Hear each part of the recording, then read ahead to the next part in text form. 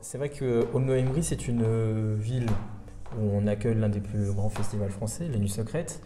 Mais vous voulez en fait capitaliser autour de ce festival. Comment on capitalise un événement qui attire les 45 000 spectateurs, qui a accueilli 45 000 spectateurs lors de la dernière édition? Si vous voulez, on veut capitaliser de plusieurs manières. D'abord en instaurant une politique culturelle toute l'année. C'est la réalisation du pôle des musiques actuelles. Et je pense que s'il n'y avait pas eu ce succès des Nuits Secrètes, il n'y aurait pas le pôle. C'est les Nuits Secrètes qui ont permis d'aller chercher des subventions parce que autour de nous, les acteurs institutionnels et privés ont compris l'intérêt de la démarche et que maintenant il fallait l'ancrer sur le territoire en permettant à tous les jeunes qui veulent faire de la musique dans ce domaine musical-là d'avoir leur place, de permettre aux groupes d'avoir des lieux de répétition. Donc l'apprentissage, la répétition, la création, la diffusion. Il fallait avoir un lieu qui fonctionne toute l'année, mais en même temps qui porte tout le territoire de l'Avesnois au minimum. C'est-à-dire qu'on discute actuellement avec des jeunes de Colleret, par exemple, où ils voudraient bien que les Nuits Secrètes viennent créer 2 jours de musique actuelle avec des groupes avec lesquels on travaille, etc. On va investir le terrain au quotidien. Donc c'est effectivement... Et puis des grands artistes. Je discutais avec Orelsan des Nuits Secrètes qu'il adore. Vous avez vu, il vient tous les ans. Bon. Orelsan pourrait peut-être devenir un jour le parrain des Nuits Secrètes. Enfin, pas des Nuits Secrètes, pardon. Du pôle des musiques actuelles. Vous voyez, on est en train de... Voilà, parce qu'il se retrouve sur Aulnoye. Peut-être que demain, il voudra enregistrer ici. Voilà, c'est ça. On va créer un enracinement. Mais dans ce lieu, on pourrait après accueillir des artistes qui viendraient enregistrer, qui viendraient faire leur création, parce que ça coûterait bien moins cher que louer des studios à Paris. Donc c'est ça, on va capitaliser, mais pour le territoire. Moi, je ne regarde pas les Nuits Secrètes comme Aulnoye. Le pôle des musiques actuelles est financé par l'agglo. Je le vois comme un projet de l'agglomération, qu'on porte tous ensemble. Aulnoye est dedans, il n'est pas question qu'on se retire, mais voilà, on est... vous savez, de la même manière que on parle, par exemple, d'une patinoire à Jaumont, pour moi, ce ne sera pas la patinoire de Jaumont. Ce sera la patinoire de l'agglomération. Voilà, vous êtes vice-président à l'agglomération. Bien sûr. Et il faut qu'on ait un schéma des équipements collectifs qui répondent à l'attente des citoyens, au niveau de l'attente des citoyens. Donc, c'est important. Et puis, regardez, on va voir le théâtre qui va se terminer. On a le manège sur ce territoire. Avec le manège, on va faire une programmation au théâtre, vous allez voir, on va décoiffer. On va décoiffer, on va avoir vraiment une politique culturelle très forte, très forte. Alors justement, le théâtre, est-ce qu'il peut être utilisé dans l'attente du cinéma? Est-ce que c'est une idée ou pas du tout? C'est vraiment, non, mais si vous voulez, le théâtre. Si le théâtre est utilisé pour le cinéma, ce sera par défaut. Parce qu'on aura perdu. En attendant le projet, en fait. Ouais, en attendant le projet, d'accord. On peut le voir comme ça. Mais c'est parce que sinon, ce sera par défaut qu'on n'a pas... Aulnoye mérite, aujourd'hui, si on veut... Le cinéma est une culture populaire par excellence, qui s'adresse à beaucoup de monde. Et moi, je voudrais d'ailleurs faire un très beau festival du cinéma Aulnoye derrière, faire venir... Enfin, là, on a avec Jean Durieux déjà quelques idées là-dessus. Mais voilà, le cinéma, il s'adresse à beaucoup de monde. Donc, il faut qu'il y ait un lieu... Mais je vous disais donc, le théâtre, avec le manège. Le manège est un outil extraordinaire, de grande qualité, qui a une résonance nationale. Donc il faut travailler avec eux. Et puis Christophe Piré, le théâtre de chambre, tout ça, ça existe. Hein. Tout ça, ça existe sur le territoire. Donc la culture, ça va vouloir dire quelque chose. Et vous savez, je discutais avec quelqu'un de la région parisienne dans le cadre du développement économique. Il me disait, mais vous, finalement, dans ce territoire de l'Avesnois, vous avez su garder vos bases culturelles. Vous avez été pourtant très, comment dirais-je, bouleversé, c'est pas le mot, mais avec la crise économique, bon, ça a été difficile, quoi. Voilà. Et on a traversé la crise, même si ça a été difficile, mais on a gardé nos ancrages culturels. Ce que n'a pas réussi, ce que n'ont pas réussi beaucoup de territoires, malheureusement. Malheureusement. Donc aujourd'hui, voilà, on repart, on s'adapte et on aura aussi une ville culturelle dont on parlera et un territoire culturel dont on parlera beaucoup. Bernard Baudou, il y a un dernier chapitre que je souhaiterais aborder avec vous, c'est l'actualité évidemment très forte en ce moment, le grand débat national, les gilets jaunes. Vous avez ouvert un cahier de doléances ici en mairie, ça y est, les gens peuvent Depuis longtemps déjà. Ça fait déjà... D'ailleurs, il avait disparu à un moment. Ah, d'accord. C'était un gilet jaune qui l'avait emmené et qui l'a ramené. Bon, mais c'était dans la Voie du Nord qu'il était disparu. D'accord. Mais c'est vrai qu'il y a quelque chose qui se passe actuellement. Vous êtes maire de cette commune depuis 1995. Vous êtes un élu politique depuis des années maintenant. Bien sûr. Est-ce que c'est la première fois où vous sentez que le peuple se soulève un peu plus fort qu'il y a quelques années? Ou est-ce que c'est... Non, mais... on parle d'une révolution, c'est pas... Ouais, non. Moi, écoutez, j'ai vécu mai 68. Donc j'ai vu ce que c'était que le peuple qui se soulevait. Puis j'ai vécu des grandes manifestations. J'ai vécu, comme je dis souvent, j'ai quelques heures de vol en politique. Donc, voilà. Mais c'est un grand mouvement. C'est un grand mouvement. Mais c'est un mouvement très hétéroclite. Il y a tout dans les Gilets jaunes. Il y a des choses que je trouve assez merveilleuses, avec des gens qui viennent défendre le droit de vivre tout simplement, avec d'autres qui ont compris et qui nous expliquent l'injustice fiscale, qui est insupportable. 80 milliards de fraude fiscale et de paradis fiscaux. Donc tout ça, c'est insupportable au moment. Et il y a eu une maladresse du gouvernement. Il faut quand même le dire. Moi, j'ai écouté attentivement Nicolas Hulot. Déjà, la moindre des choses, ça aurait été de l'entendre quand il a dit qu'il faut accompagner les gens les plus en difficulté. Et là, je trouve qu'il y a des gens au gouvernement qui ont eu le cœur sec. Le peuple ne peut pas toujours trinquer. Et en même temps, un très mauvais, je trouve, un très mauvais signe. Et en même temps, on supprime l'ISF. Donc les gens, ils se sont pas sentis respectés, les gens. Donc les Gilets jaunes, c'est un peu ça.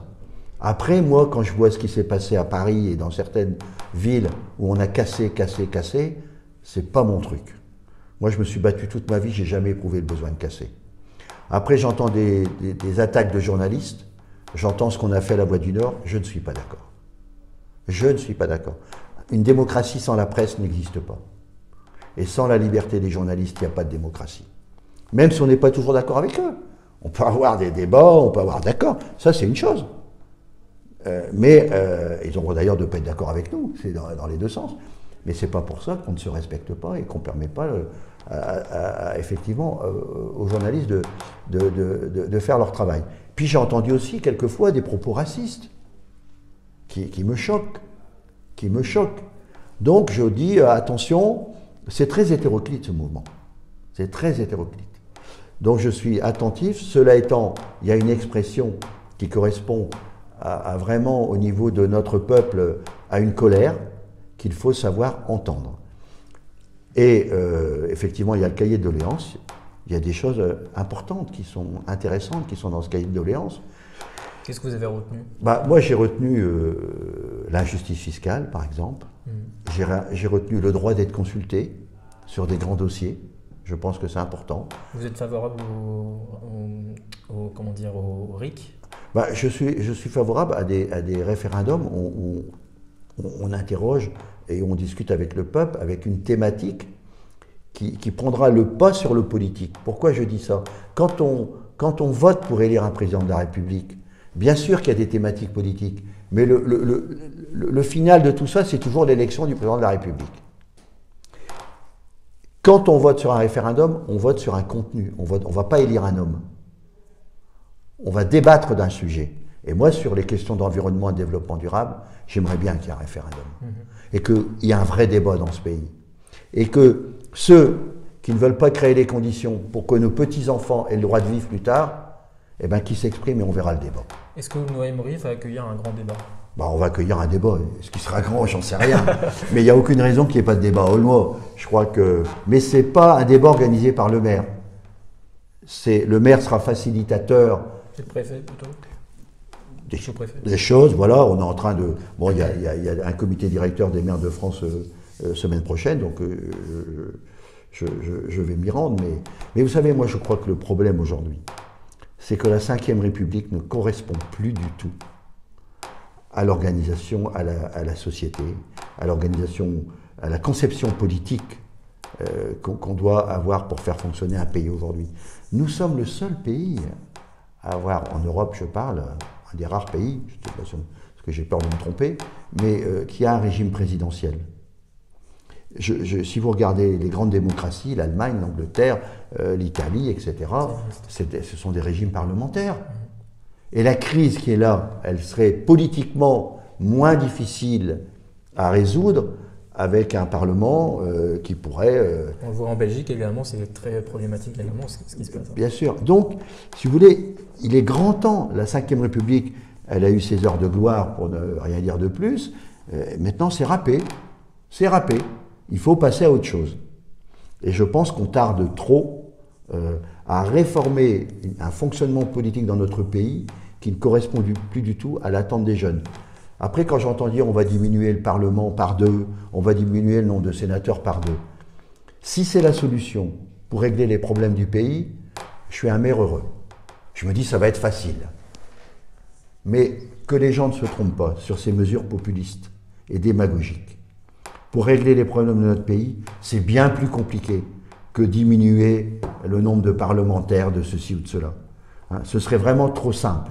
Donc, je peux entendre des choses, mais je pense que c'est plus compliqué et qu'aujourd'hui, il faut vraiment que nous réfléchissions à ce que demain, comment les richesses d'un pays pourraient être beaucoup mieux partagées.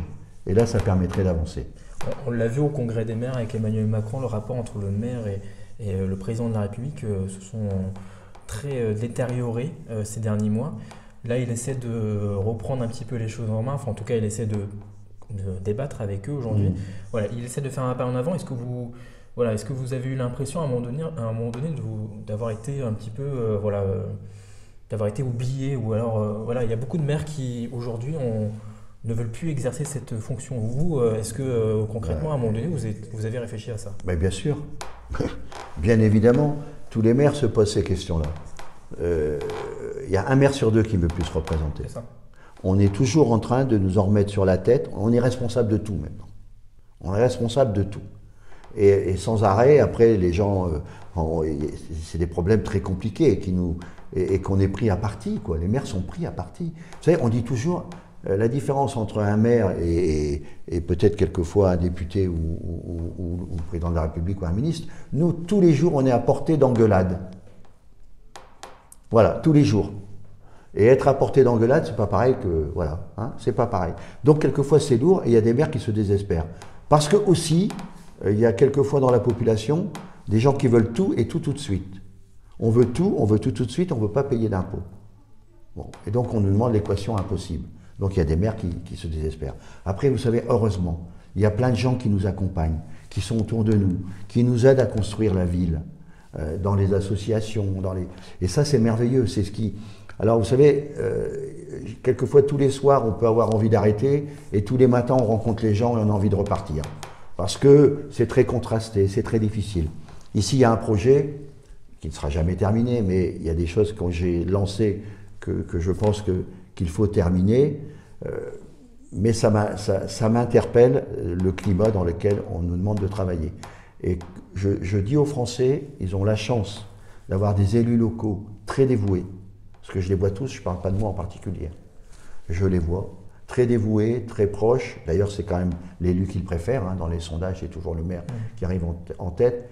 Et qui ne leur demande pas de faire des miracles. Mais au contraire, qui se disent comment je peux aider. Vous savez, c'était la phrase de Kennedy, hein, avant de demander, demande ce que tu peux faire pour ton pays. Hein. Alors il faut qu'ils se posent la question tous les jours. Qu'est-ce que je peux faire pour ma ville? Comment je peux aider? Voilà, c'est ça qu'il faut que l'on construise ensemble. Mais ces débats ne seront pas inutiles. Il est grand temps que les Français s'interrogent sur leur société, sur ce qu'est la France, comment nous vivons dans ce pays. Il y a des questions sociétales dont il faut débattre et quelle France on veut pour demain. Je crois que c'est vraiment le bon moment et ne prenons pas ce débat comme ça à la légère. Prenons-le très au sérieux et faisons-en, si j'arrive à le dire, pardon, un outil démocratique intéressant. Vous, en 2020, vous représentez ici à Aulnoye-Aymeries? Oui, c'était dans la presse. Je vais continuer. Pour vous faire une confidence, c'était peut-être pas l'idée de mon épouse, mais enfin c'est la vie, on en a discuté à deux. parce que voilà, c'est effectivement très lourd et très difficile. Mais moi, je suis passionné par ma ville et par mon territoire. Vous savez, et je ne serai plus présent candidat au cantonal, j'arrête tout doucement. Mais je pense que mon travail aujourd'hui, il est bien sûr de continuer le projet de la ville, mais il est de progressivement de préparer une équipe. C'est pas après moi le déluge, c'est pas après moi je m'en fous. C'est après moi, voilà, la ville a besoin de stabilité, les gens ont besoin de repères. Et donc, je veux partir doucement pour mettre en place une équipe qui continuera ce travail dont les Aulnésiens et la population du territoire a besoin. Très bien, merci beaucoup Bernard Baudou Je vous en prie, merci à vous. ces échanges avec nous sur Canal FM et bonne encore année 2019 à vous. Merci et bonne année à vous tous aussi.